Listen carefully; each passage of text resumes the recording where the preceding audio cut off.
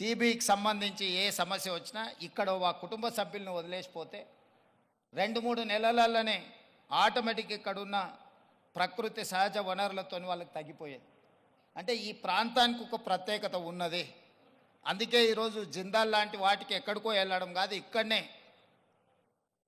పెద్ద పరిశ్రమలకు సంబంధించిన వ్యక్తులు తొందరలోనే ఇక్కడ పెద్ద ఎత్తున ఏర్పాటు చేయబోతున్నారు వికారాబాద్ ప్రాంతంలో. మొన్ననే దావోస్లో అగ్రిమెంట్ చేయడం జరిగింది. తొందరలో వికారాబాద్ ప్రాంతాన్ని ఎకో టూరిజంలో పూర్తి స్థాయిలో అభివృద్ధి చెయ్యాలని ప్రభుత్వం ఏదైతే అనుకుంటుందో ఒక అడుగు ముందు ప్రభుత్వానికంటే రామ్దేవ్ గారు వేసి ఇంత మంచి వ్యవస్థని ఇక్కడ ఏర్పాటు చేసిండు. తొందరలో ఈ ప్రాంతం యొక్క అభివృద్ధికి ఇది ఒక ప్రాతిపదిక అవుతుంది. అందుకే ఈరోజు ఈ నిర్వాహకులను రామ్దేవ్ గారిని మనస్ఫూర్తిగా తెలంగాణ రాష్ట్ర ప్రభుత్వం అభినందిస్తుంది. ఇంకా రావాలి ఇట్లాంటి పర్యాటక క్షేత్రాలు. ఇదొక వ్యాపార కేంద్రంగా కాకుండా పర్యాటక క్షేత్రంగా కూడా రాణిస్తుంది అనడంలో ఎలాంటి సందేహం లేదు. ఈరోజు నాతో పాటు చిరంజీవి గారు, సీఎం రమేష్ గారు, మా మంత్రులు, శాసనమండలి సభ్యులు, శాసనసభ్యులు అందరు రావడం, ఇట్లా కార్యక్రమం రోజువారీగా ఎన్నో రాజకీయ కార్యక్రమాలలో పాల్గొంటుంటాం. కానీ ఈ కార్యక్రమంలో పాల్గొనడానికి ఒక ప్రత్యేకత ఉన్నది. ఈ ప్రత్యేకత రాష్ట్రం యొక్క ఆలోచనకు అనుగుణంగా ఉన్నది. ఈరోజు రాష్ట్ర ప్రభుత్వం ఏదైతే ఎకో టూరిజం పాలసీలో ఇలాంటి పార్కులు మేము డెవలప్ చేయాలనుకుంటున్నామో రాబోయే రోజుల్లో ఖాళీ వరి పండించడమే కాదు, ఇతర కమర్షియల్ క్రాప్స్ వైపు ఈరోజు వనాలు, ప్రకృతి వనాలను పెంచడానికి కూడా రైతులను ప్రోత్సహించడానికి ప్రభుత్వం వైపు నుంచి ప్రణాళికలు ఉన్నాయి. వాళ్ళందరికీ కూడా ఇలాంటి వ్యాపార కేంద్రాలు ఉంటే రైతులు పెంచే మొక్కల్ని కొనుగోలు చేయడానికి అవకాశం ఉంటుంది. 1,000,000 మొక్కల్ని తెలంగాణ రాష్ట్ర ప్రభుత్వం పెట్టాలంటే ఎక్కడనో ఒకడ గ్రామాల దగ్గర ఆ మొక్కల్లో పెంపడానికి క్షేత్రాలు ఇస్తున్నాం. కానీ 6 నెలలు సంవత్సరం పెంచితే అవి మేము నాటినప్పుడు 20-30% ఎక్కువ బ్రతకడం లేదు.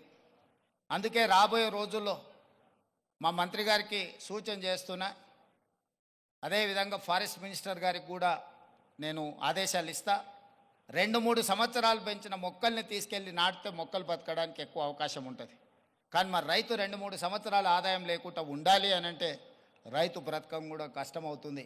అందుకే దానికి తగ్గట్టుగా ధర చెల్లించి రాష్ట్ర ప్రభుత్వమే కొనుగోలు చేసి రాష్ట్ర ప్రభుత్వం నాటే హరితహారం మొక్కల్ని 3 సంవత్సరాలు 4 సంవత్సరాలు పెంచిన పెద్ద మొక్కల్ని నాటితే అది ఒక్క సీజన్లో మనం కాపాడుకోగలిగితే చాలు, అది తప్పకుండా చెట్టుగా వృక్షంగా మారే అవకాశం ఉంటుంది.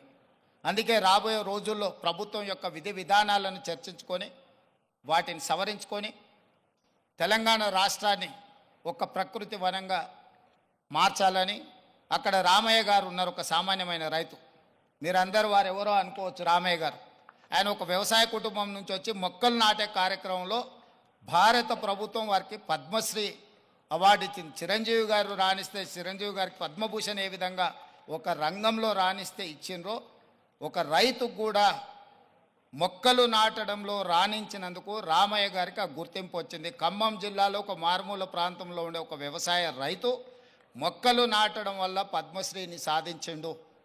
అంటే ఒక కమిట్మెంట్, డెడికేషన్ ఉంటే ఈ ప్రభుత్వాలు గుర్తిస్తాయి, ప్రోత్సహిస్తాయి. రామయ్య గారు లాంటి వాళ్ళని మనం ఆదర్శంగా తీసుకోవాలి. అందుకే ఈ మధ్యకాలంలో కేంద్ర ప్రభుత్వాన్ని కలిసినప్పుడు మాకే నాంపే ఎక్ పేట్ అంటే తల్లి పేరు మీద విద్యార్థులందరూ ఒక మొక్కను నాటి దాన్ని సంరక్షించాలనే ఒక విధానాన్ని ముందుకు తీసుకొస్తున్నాము. ప్రతి విద్యార్థి తమ కన్న తల్లి పేరు మీద ఒక మొక్క నాటి ఆ స్కూల్లో ఆ మొక్కను కాపాడితే కొన్ని లక్షలాది కోట్లాది మొక్కల్ని ప్రతి సంవత్సరం మనం పెంచుకుంటూ పోవచ్చు. ఇట్లాంటి వినూత్నమైన కార్యక్రమాలను ప్రభుత్వం తీసుకురావాలనుకుంటుంది. తొందరలోనే ఈ విధి విధానాలతో ముందుకు వస్తాం. ఏది ఏమైనా రామ్దేవ్ గారిని మనస్ఫూర్తిగా అభినందిస్తున్నా. ఒక మంచి పర్యాటక క్షేత్రంగా దీన్ని తీర్చిదిద్దండి. ప్రభుత్వం వైపు నుంచి అవసరమైన సహకారం తప్పకుండా ప్రభుత్వం అందిస్తుంది.